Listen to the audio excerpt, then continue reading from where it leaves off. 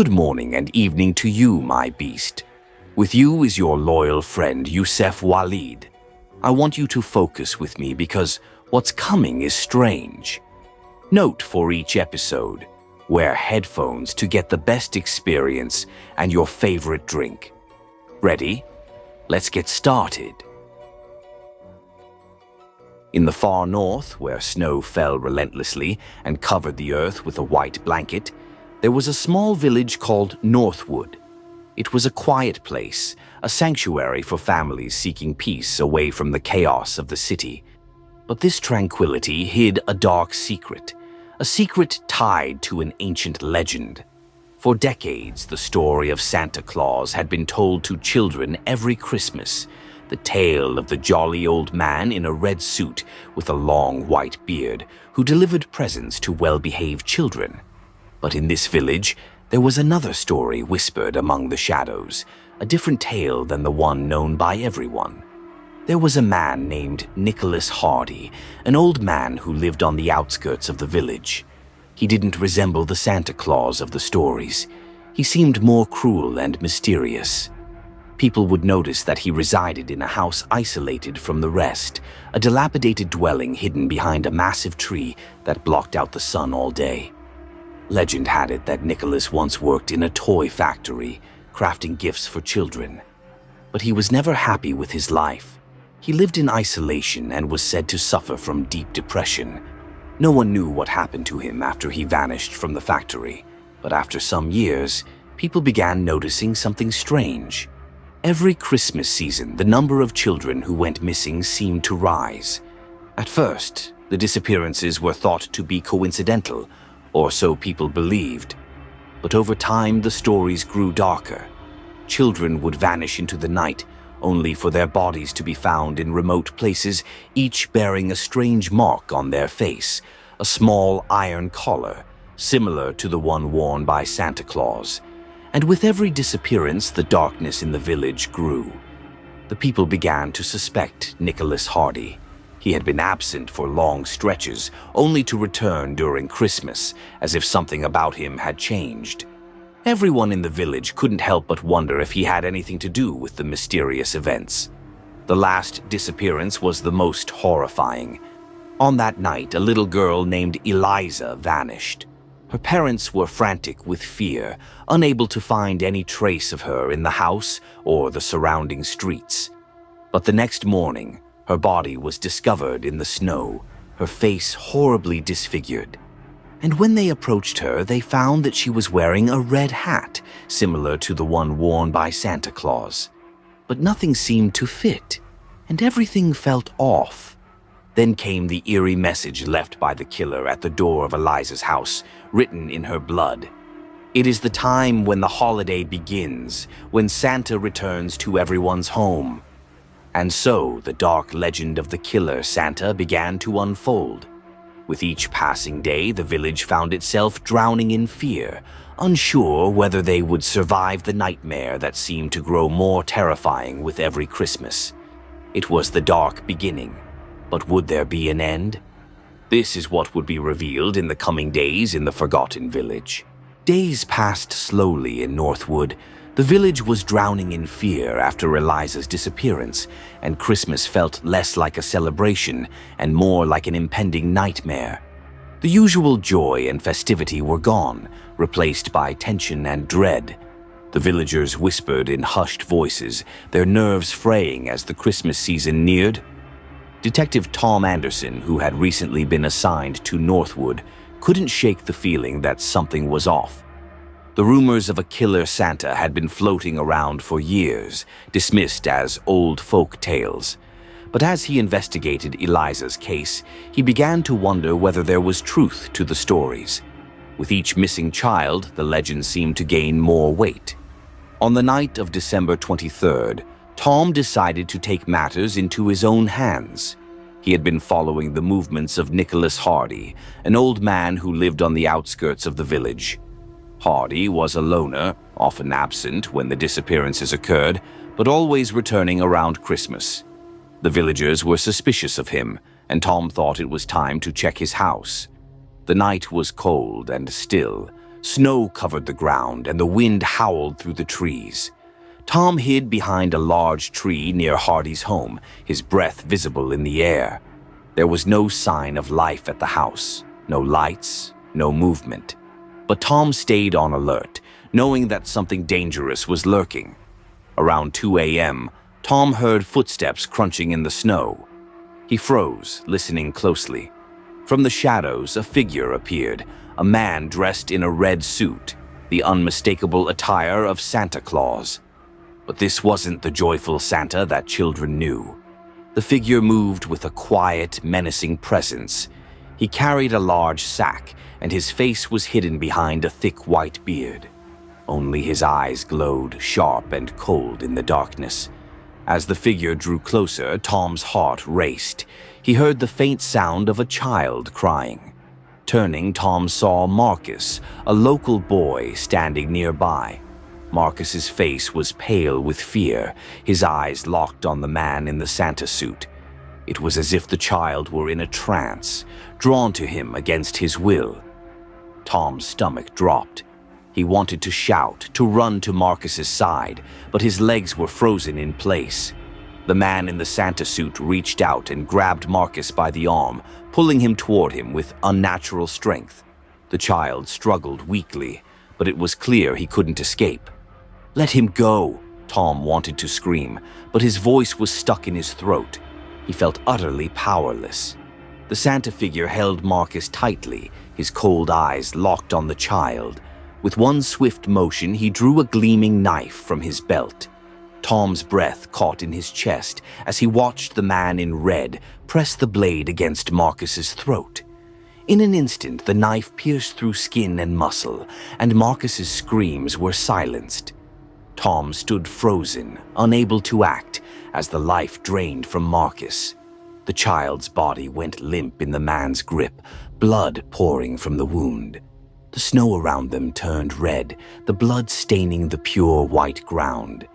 The killer Santa held the child's body for a moment, inspecting his work. Then, without a hint of emotion, he placed Marcus's body on the ground, as if discarding it like a forgotten object. The man adjusted his sack, his movements slow and deliberate. He seemed to be savoring the moment, taking in the terror he had caused. Tom's mind was racing. He had to stop him. He reached for his gun, his hands trembling, but before he could draw it, the Santa figure's eyes locked onto his. In that brief moment, Tom saw the cold emptiness in those eyes, eyes that seemed to dare him to act. But the man didn't wait. With one last look at Marcus's lifeless body, he turned and disappeared into the darkness, his footsteps muffled by the snow. Tom stood there, his heart pounding in his chest, too terrified to move. When he finally rushed to Marcus's side, it was too late. The child was gone.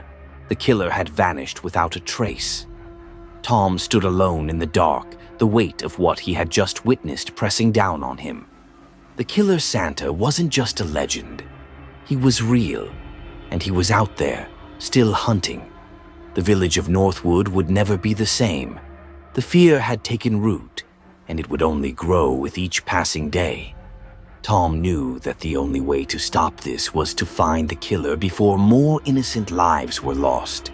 The morning after Marcus's murder, Northwood was blanketed in an eerie silence. The snow continued to fall, covering the streets in a pristine layer of white. But beneath the surface, something dark was brewing. The festive cheer had disappeared, replaced by an overwhelming sense of fear.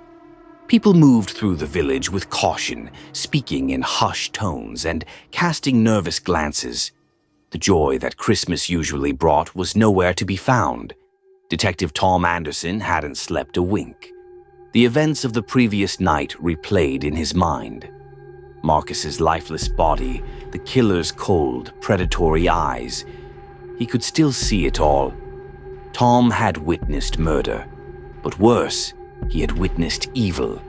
The terrifying realization that the killer was still out there, still hunting, consumed him.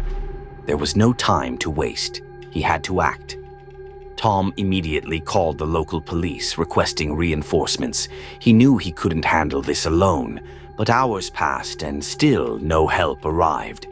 The police were stretched thin, unable to deal with the growing panic. Some began to think the killer was more than human, maybe something supernatural. With no support, Tom spent the day examining what little evidence he had. The only certainty was that the killer was local. The red suit, the sack. It was clear the killer had an obsession with Christmas. But who in the village could commit such an atrocity? As night fell, Tom decided to visit the site of Marcus's murder. He needed to understand the crime better. The snow crunched beneath his boots as he made his way through the darkening streets. When he reached the spot, the place was eerily quiet, the ground covered with fresh snow. The blood had long been erased, but the sense of violence still lingered in the air. Tom crouched to inspect the snow. Nothing stood out at first, just the usual patterns of footprints. Then something caught his eye. A small red thread was caught in the snow. It was easy to overlook, but Tom's trained eye saw it immediately. It was a piece of fabric, likely from the killer's Santa costume. A small clue, but a clue nonetheless. He picked up the thread carefully, his mind racing. It wasn't much, but it was something. The killer had left an evidence trail. Now Tom had to follow it. Suddenly, a voice broke the silence. "Detective, what are you doing here?" Tom turned to see Officer Sarah Larkin standing a few feet away, her expression weary. She had been helping with the investigation from the start, but even she seemed shaken. Fear had begun to grip the village, and now it was affecting her too. "I'm looking for answers," Tom replied. "The killer is still out there. We need to find him before he kills again." Sarah nodded. "I know, but we can't do this alone anymore, Tom. The villagers are terrified. We need help, people who can handle something like this." Tom hesitated. He knew she was right. The situation had gotten too big for just the two of them. But who could they turn to? The idea of bringing in outside help scared him, but it was the only option. "We'll call the state police," he said finally, though he knew it would take time. The killer wouldn't wait. Hours passed slowly. Tom couldn't shake the feeling that the killer was still watching them, waiting for the perfect moment to strike again. As he was about to leave, he heard a rustling in the snow. He spun around, heart pounding. But it was only Sarah, holding something in her hand. "I found this," she said, her voice shaky. She handed him a small, crumpled piece of paper. Tom took it from her, feeling the weight of it. The note was written in jagged, uneven handwriting. It read, "The red suit is only the beginning. Christmas is coming for us all." Tom's blood ran cold. The message was clear. The killer wasn't just killing for sport. He was toying with them, drawing out the fear, playing a twisted game. And the worst part? They had no idea what his next move would be. Tom stared at the note, feeling the weight of its meaning. The killer wasn't finished yet, and Christmas had only just begun. Christmas Eve arrived, and Northwood was plunged into an atmosphere of unbearable tension. The once festive village now felt like a ghost town. No one dared venture out after dark, and the usual cheer of Christmas was gone, replaced by fear. The villagers were too scared to continue their holiday traditions, their minds haunted by the killer still at large. Detective Tom Anderson had not slept since Marcus's murder. The chilling events of the previous night played over and over in his mind.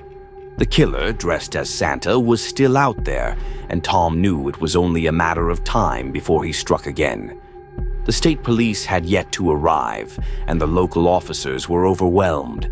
Tom was left with no choice but to handle the case himself, though every lead seemed to be a dead end. People were too frightened to cooperate, and Tom was running out of time. As the sun began to set, Tom walked through the village. He observed how quiet everything had become. The streets were empty, and the once vibrant Christmas decorations hung limply on the houses. It was as if the entire town had been paralyzed by fear. The killer's presence loomed over them, suffocating the life out of the village.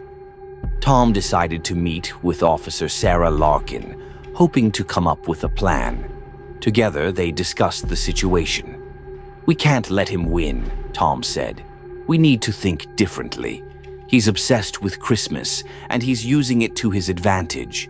We need to figure out his next move before it's too late." Sarah nodded, her face filled with concern. "But we don't have enough evidence. We're not even sure where he's hiding." "I have an idea," Tom replied. "Every year, the village has a Christmas Eve celebration. The square is always crowded with people, and it's the center of the holiday festivities. If he's going to strike again, it'll be there." They immediately set to work securing the square and warning the villagers to stay indoors. Extra officers were dispatched to patrol the area. Tom's nerves were on edge. He couldn't shake the feeling that they were running out of time. As night fell, the square came alive with Christmas lights, casting an eerie glow on the street. People gathered in the square for the annual tree lighting ceremony, unaware of the danger lurking nearby. Tom stood at the edge of the crowd, keeping a watchful eye on every movement. The air was thick with tension, and every shadow seemed to hold a threat. Suddenly, a figure dressed in red appeared at the far end of the square. Tom's heart raced. He couldn't be sure, but it seemed like the killer. The figure stood still, watching the crowd with cold, calculating eyes. Tom moved quickly, but before he could get closer, the figure vanished into the shadows. He cursed under his breath.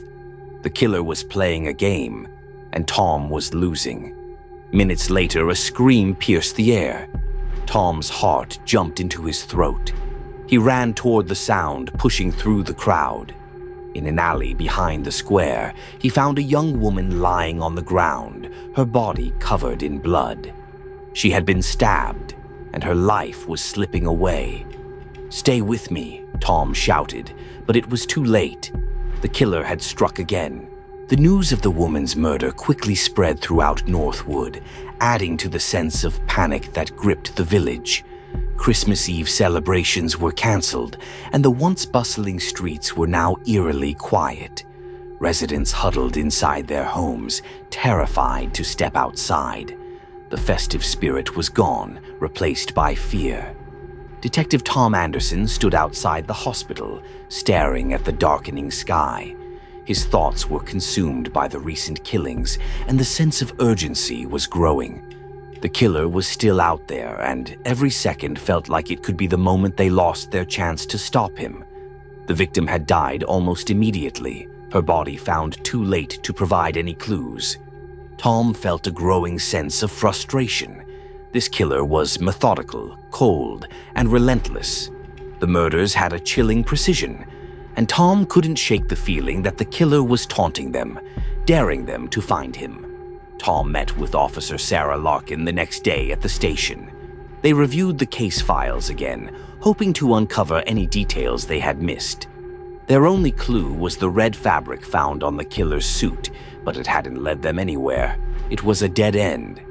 "We need to figure out where he's getting those costumes," Sarah said, her voice tinged with frustration. "Someone has to be supplying him." Tom nodded. "That's the only lead we have. We need to trace it." With time running out, they visited local shops, asking about any purchases of red velvet or Santa costumes. Most of the shopkeepers were too afraid to talk, but one elderly woman, Mrs. Harper, recalled something unusual. "A tall man came in a few days ago," she said, wringing her hands nervously. "He bought a lot of red velvet. He didn't say much, but there was something off about him."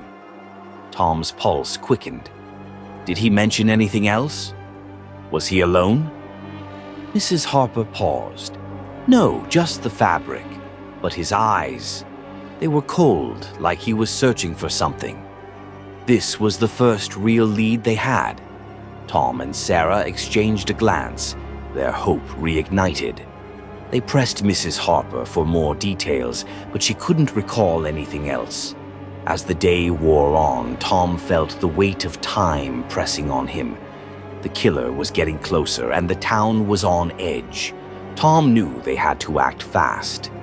Just before sunset, Tom received a call from a local resident who had seen something unusual near the old church on the outskirts of town. Without wasting a moment, Tom and Sarah headed out, hoping this would finally bring them closer to the killer. The church was located at the edge of the village, surrounded by dense woods. As they approached, Tom noticed a faint light flickering inside. The door was slightly ajar, and a sense of unease settled in his chest. He motioned for Sarah to stay back and stepped cautiously inside. The church was dark, lit only by a few scattered candles. The pews were empty, and at the altar a figure stood motionless. Tom's heart raced. The man was dressed in the same red Santa suit the killer had worn, but there was something unsettling about his stillness. Tom advanced slowly, his eyes fixed on the figure. But before he could make his move, the figure suddenly turned.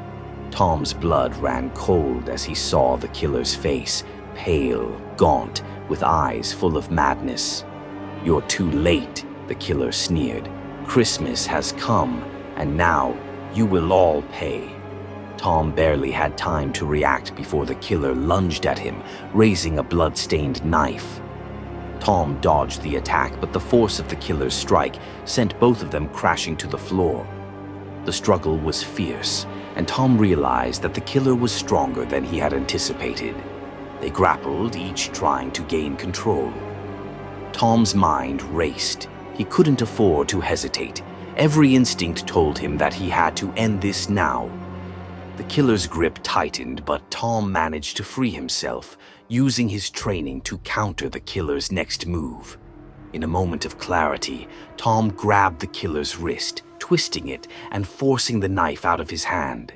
They rolled across the floor, and with a burst of strength, Tom slammed the killer against the altar, pinning him down. The killer's smile never faltered, even as Tom handcuffed him. "You're under arrest," Tom said through gritted teeth, his heart pounding in his chest. As the authorities arrived to take the killer away, Tom stood there, his breath heavy. The nightmare was over. For now. But Tom couldn't shake the feeling that this was only the beginning. The arrest of the killer brought a fleeting sense of relief to Northwood, but it was short-lived.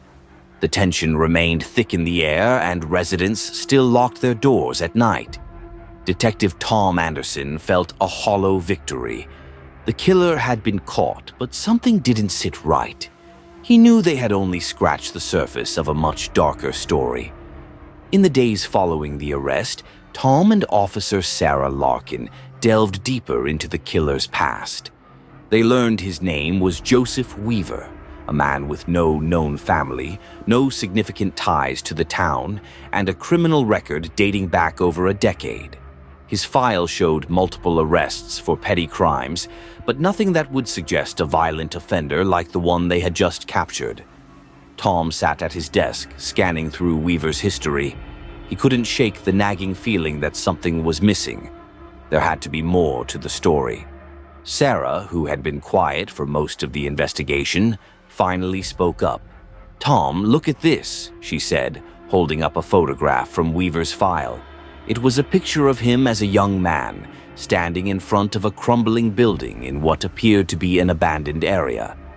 "This place looks familiar. Have you seen it before?" Tom took the photograph and stared at the building in the background. It was a small, dilapidated house on the outskirts of town. He recognized it immediately. It had been abandoned for years, and rumors had always circulated about strange happenings in that area. No one dared go near it. "We need to check this place out," Tom said, his voice low. "Maybe it's the key to understanding why he did this." The next evening, Tom and Sarah set out toward the abandoned house. The sun had already set, and the air was growing colder. The once vibrant town felt eerily quiet, with only the rustle of wind and the distant howl of an animal breaking the silence. As they reached the house, Tom noticed something unsettling. The windows were boarded up, but there was a faint glow coming from behind the walls. "Stay sharp," Tom warned. "Something doesn't feel right." They approached the front door, and Tom gently pushed it open. The hinges creaked in protest, and the air inside smelled of mildew and decay. It was dark, but the glow they had seen earlier was coming from a small room at the back of the house. As they made their way toward it, the hairs on the back of Tom's neck stood up.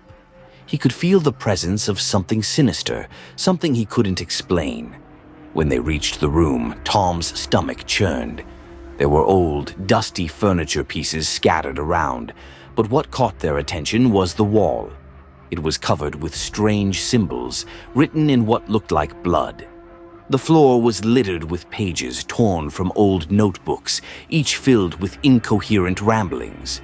And in the center of the room there was a table, upon which lay a small carved wooden figurine, an eerie, twisted representation of Santa Claus. Tom's breath caught in his throat. This was more than just a sick obsession.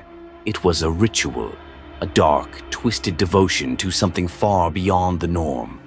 "Tom, what is this?" Sarah asked, her voice trembling. "I don't know," Tom whispered, stepping closer to the table. "But this is where it all started." As he examined the figurine, a chill ran down his spine. There was something deeply wrong about it, something that sent shivers through his entire body. This wasn't just a murder spree. It was part of something much larger, something far more disturbing. The more they looked around, the more it became clear that Joseph Weaver had been preparing for something. This wasn't just random killing, it was planned. Tom realized that Weaver had been using the Santa Claus persona as a symbol, but it was more than just a costume. It was a manifestation of something dark, something he had believed in for years. "We need to get back to the station," Tom said, his voice urgent. "This just got a whole lot worse." As they made their way back to their car, Tom couldn't shake the feeling that they had uncovered only a fraction of what Joseph Weaver had been involved in. There was more to this than they had imagined, and it was far from over. Tom had a sinking feeling that the worst was yet to come. The discovery in the abandoned house only deepened the mystery. Detective Tom Anderson couldn't shake the images of the strange symbols and the eerie figurine of Santa Claus. There was something far more disturbing at play, something that went beyond a series of random murders. For days, Tom and Officer Sarah Larkin continued to investigate the connection between the killer and the strange ritualistic symbols. They brought in experts on occult practices, hoping to unravel the significance behind the blood-written markings and the Santa figurine. Meanwhile, the town of Northwood remained on edge. The residents were still terrified, even though the killer was behind bars. Tom knew the sense of fear wouldn't dissipate until they fully understood what had driven Joseph Weaver to commit these heinous acts. Tom's mind kept returning to one question: why Santa Claus? Why had Weaver chosen the jolly old man as his twisted symbol? There had to be more to this. Weaver's obsession with the figure of Santa wasn't a random choice. It was deliberate. It was a symbol, something that represented more than just the holiday spirit. Tom spent long hours poring over old files, looking for any link between Weaver and Christmas-related crimes, but found nothing. There were no prior records of similar crimes in Weaver's history. It was as if the killer had been living in a completely different world, hidden in plain sight, until now. Then, one afternoon, Sarah came across something. She was going through old town records when she found a mention of a strange event that had taken place years ago in Northwood, something that no one had really paid attention to at the time. It was a series of disappearances all around Christmas time, many years before Weaver ever moved to town. The victims had all been children, and the details of their disappearances were eerily similar. They had all vanished without a trace, just days before Christmas, and their bodies were never found. The authorities had never solved the case, and the incidents were eventually forgotten. But now, with the recent murders, Tom couldn't help but wonder if there was a connection. "It's like a pattern," Sarah said as she showed Tom the old police reports. "These disappearances, they happened every year, right around Christmas. What if these were the first victims of the Santa killer? What if Weaver was involved somehow?" Tom's mind raced. The timing, the symbolism, the obsession with Christmas. It was all too much to ignore. He had to know more about these disappearances. What if Weaver had been involved in these events years before, and the murders were just the continuation of a much older ritual? The more they dug into the town's dark past, the more disturbing the picture became. Tom and Sarah learned that many of the families who had lost children all those years ago had moved away shortly after the disappearances, never to return. The town had buried the memories, but Tom knew that this history was crucial to understanding the killer's motives. With the pieces slowly starting to fall into place, Tom realized they were no longer chasing a simple murderer. They were hunting something much more dangerous, something that had been lurking in the shadows for decades. As Christmas approached again, the town's atmosphere grew even darker. Tom couldn't ignore the feeling that they were running out of time. Whatever Weaver's plan had been, it wasn't finished. The killer had a purpose, and Tom was sure that the ritual wasn't over. The question now was, what was the killer planning for the next Christmas? The air was thick with anticipation as Tom and Sarah continued their search for answers. They knew they had to stop the killer before he could complete whatever twisted ritual he had been preparing for. But with each passing day, Tom felt the weight of the mystery growing heavier. He had no idea what awaited them, but one thing was certain. The nightmare was far from over. The chilling discovery of the old disappearances consumed Detective Tom Anderson and Officer Sarah Larkin. They spent hours reviewing the files, looking for patterns, connections, anything to give them an edge against whatever dark force they were confronting. Yet, each new clue only deepened their unease. Tom was restless that night, sitting at his desk long after the station had emptied. The silence was oppressive, broken only by the occasional hum of the heater. He stared at the photograph of the twisted Santa figurine, its grotesque features burning into his mind. Then Sarah burst into the room, holding an old weathered journal.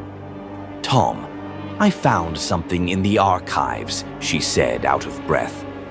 The journal had belonged to a former Northwood priest, Father Gregory, who had served the community decades ago.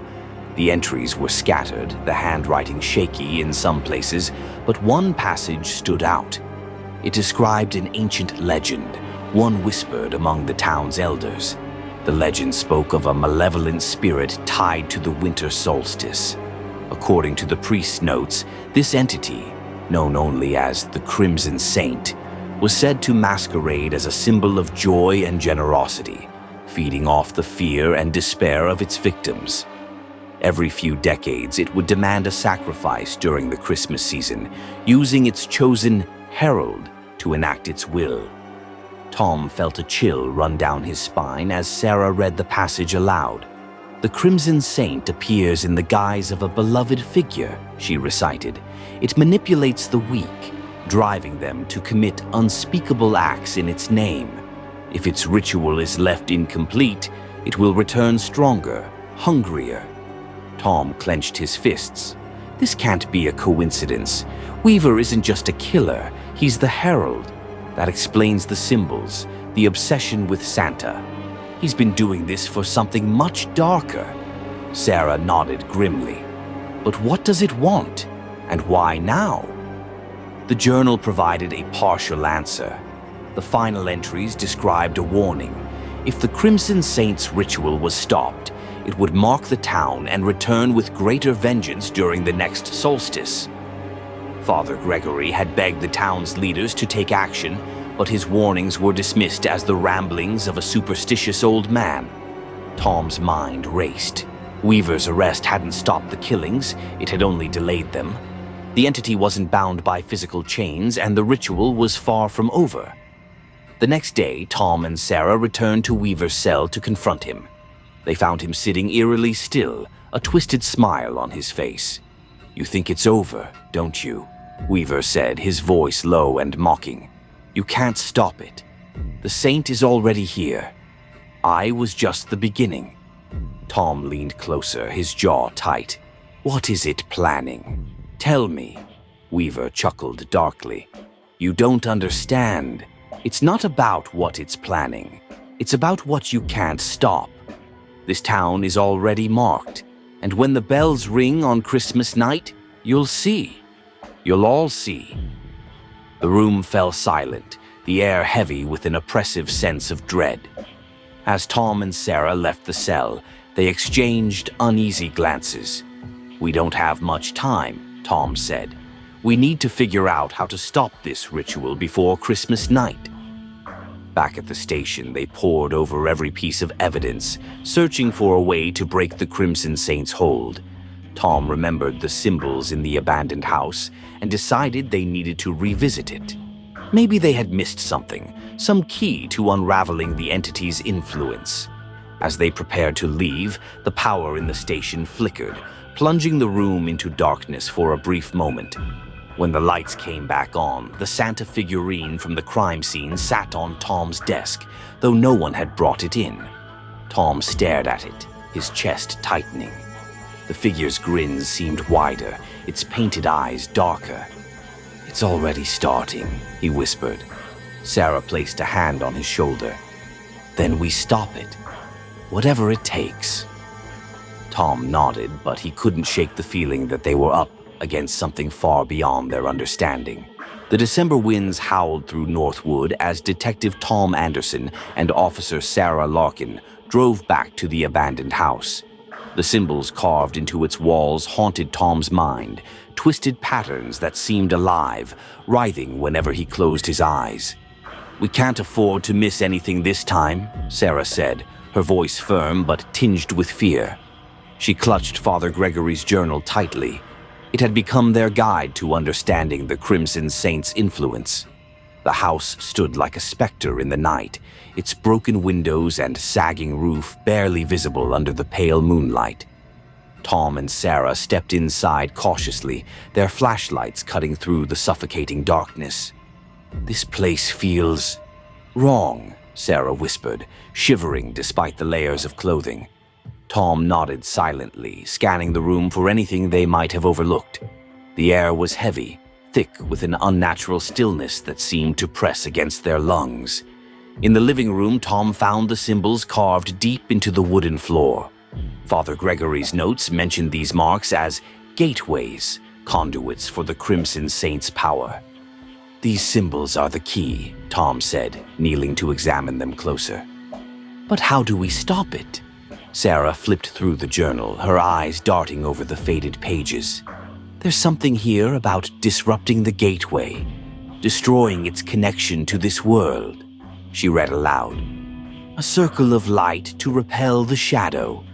The saint's power is strongest in darkness. Bring the light and you weaken its grasp."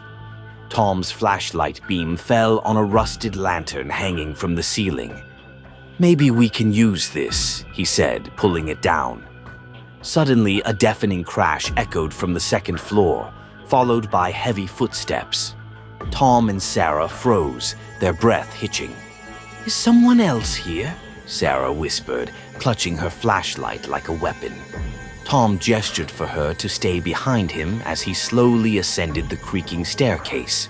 The footsteps stopped, replaced by an eerie silence. At the top of the stairs, they found a child's room. The walls were lined with faded drawings of Santa Claus, but the once jolly figure looked menacing. His eyes were black pits, his smile a jagged slash. "This isn't right," Sarah said, her voice trembling. Tom stepped closer to the bed, where a crumpled piece of paper lay. He picked it up and read aloud. "He comes when the bells toll. He comes for the marked." A sudden gust of wind slammed the door shut, plunging the room into darkness. Their flashlights flickered erratically as a low, guttural laugh filled the air. "It's here," Tom muttered, gripping the lantern tightly. The Crimson Saint's presence was palpable, a suffocating darkness that seemed to crawl over their skin. A shadowy figure emerged from the corner, its form shifting and unnatural. Tom fumbled with the lantern, desperately trying to light it. "Sarah, the matches!" he yelled. She scrambled to hand him the matches, her hands shaking. As Tom struck one, the flame flickered weakly before catching the lantern's wick. A warm, golden glow spread across the room, pushing back the shadows. The figure recoiled, its shape dissolving into tendrils of smoke. The guttural laugh turned into an enraged howl. "It's working!" Sarah shouted. The symbols on the floor began to glow faintly, their edges crackling with energy.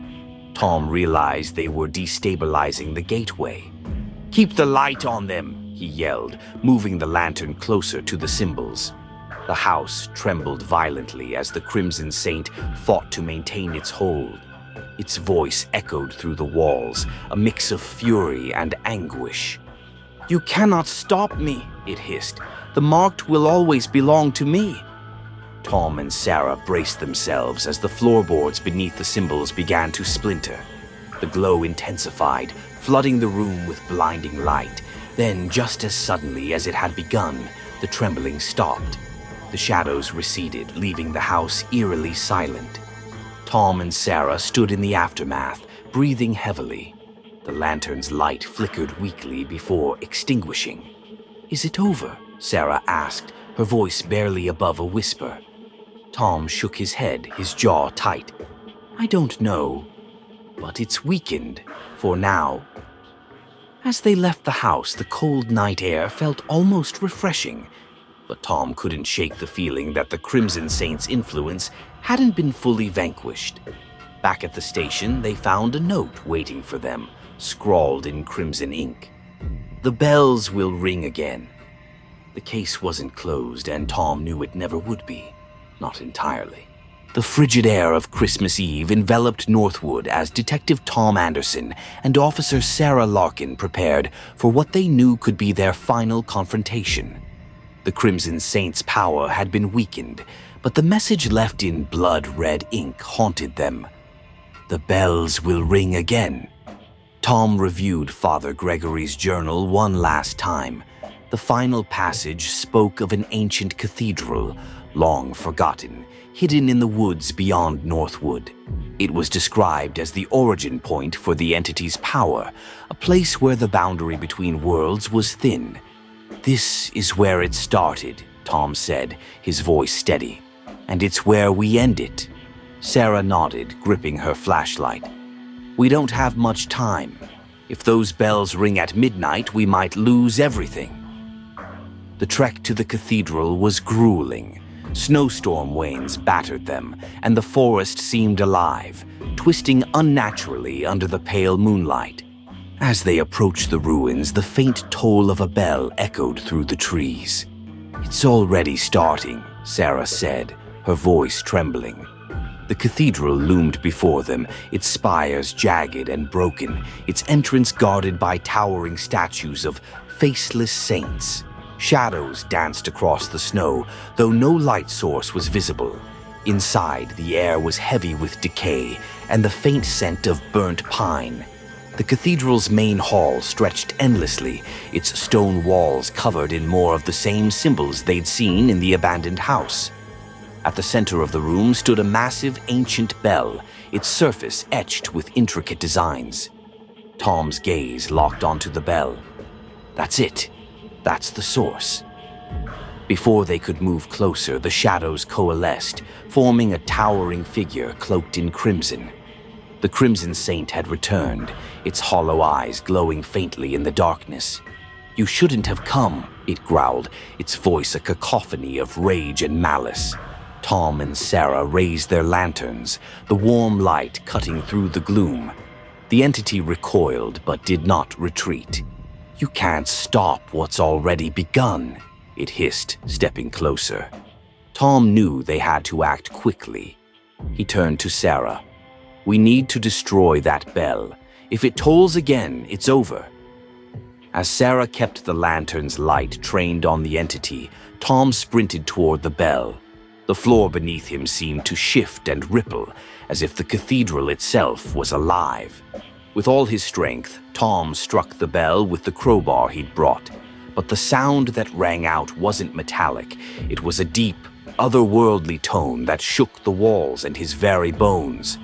The Crimson Saint roared, its form flickering violently. "Fools, you only feed me!"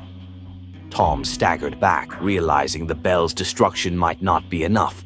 He looked around frantically and remembered Father Gregory's words, "A circle of light to repel the shadow." "Sarah, the lanterns!" he yelled. Together they placed their lanterns around the bell, creating a crude circle of light. The glow intensified, and the Crimson Saint screamed, its form unraveling like smoke caught in a gale. But as the light grew brighter, so did the sound of the bells. The cathedral shook violently, and cracks formed in the walls, spilling crimson light from beyond. The Crimson Saint's voice echoed one last time. "You delay the inevitable. The marked will always call me back." With a final, earth-shattering toll, the bell exploded, sending a wave of blinding light through the cathedral. When the light faded, the Crimson Saint was gone, and the bell lay in pieces. Tom and Sarah stood in the aftermath, breathing heavily. The cathedral began to collapse around them, forcing them to flee into the night. Outside, the forest was silent, the snow falling gently as if the nightmare had never happened. But as they reached the edge of the woods, Tom turned back. In the distance, faint and far away, he thought he heard the toll of a bell,